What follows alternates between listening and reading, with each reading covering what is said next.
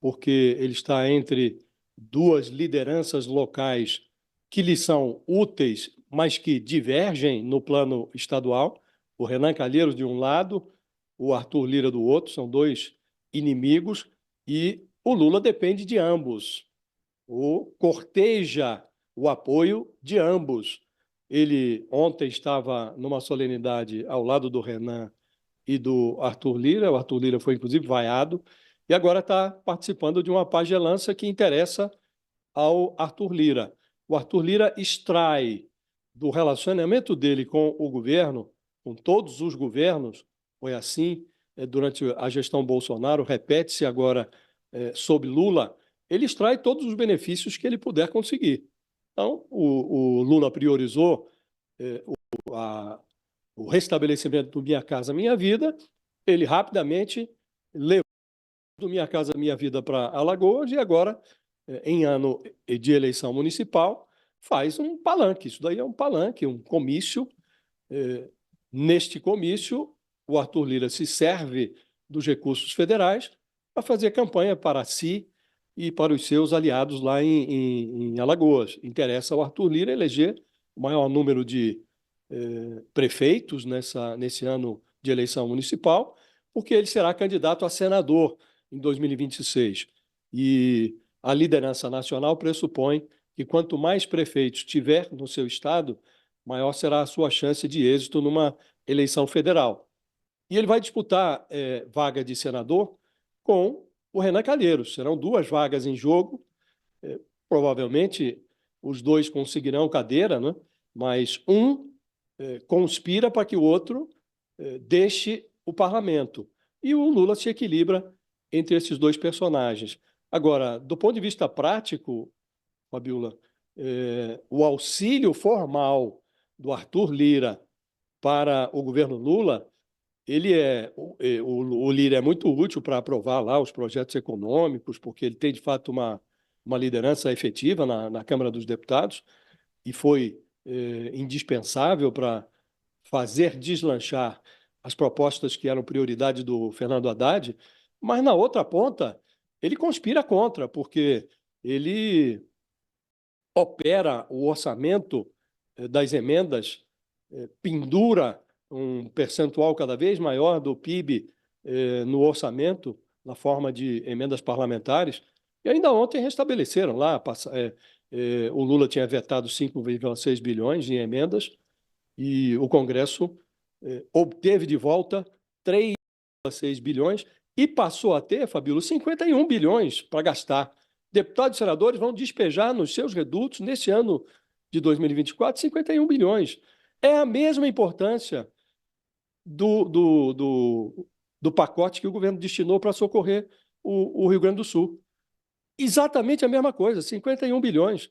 Só que o dinheiro que vai para o Rio Grande do Sul vai ser fiscalizado, vigiado, e esse dinheiro das emendas ele não sofre nenhum tipo de controle, não se sujeita a programas de interesse público, depende da vontade do parlamentar. Para você ter uma ideia, no ano passado houve 6.000 emendas individuais de parlamentares. Só uma dessas 6.000 tinha alguma vinculação com a emergência climática. Nenhuma outra. Então, não tem qualquer conexão com prioridades, são emendas do tipo kit de robótica, da preferência do Arthur Lira, emendas para asfaltar a fazenda do dono do pedaço do orçamento, do dono da emenda parlamentar.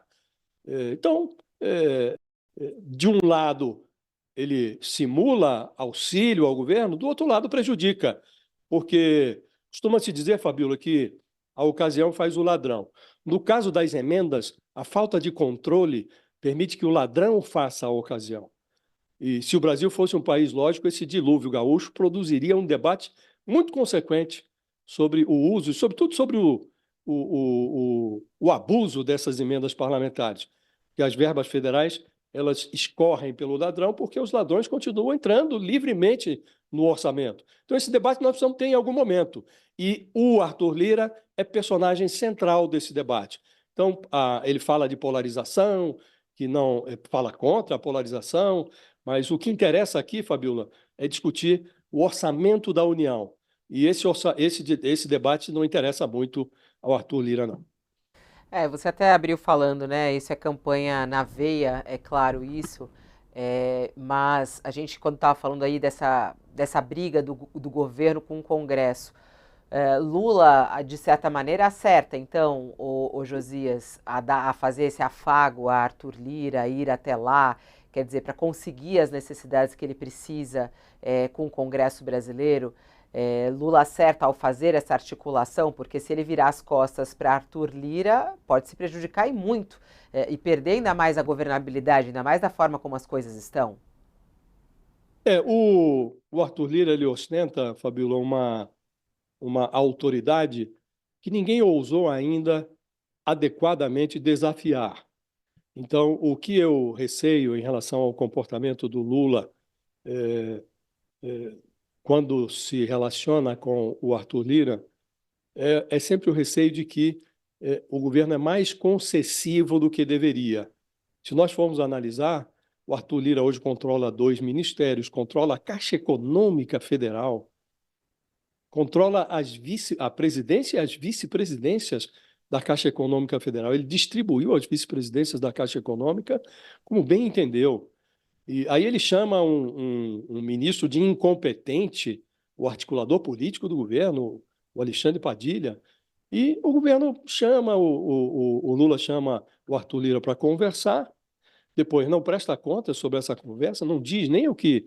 Diz que não foi um encontro, foi uma conversa particular sobre a qual ele não se sente obrigado a prestar esclarecimentos. O Lula disse isso numa entrevista coletiva. Então, sim, evidentemente, o presidente tem que manter um bom relacionamento com o Congresso Nacional. Mas, por vezes, Fabíola, eu tenho a sensação de que o governo é muito concessivo em relação a determinados personagens.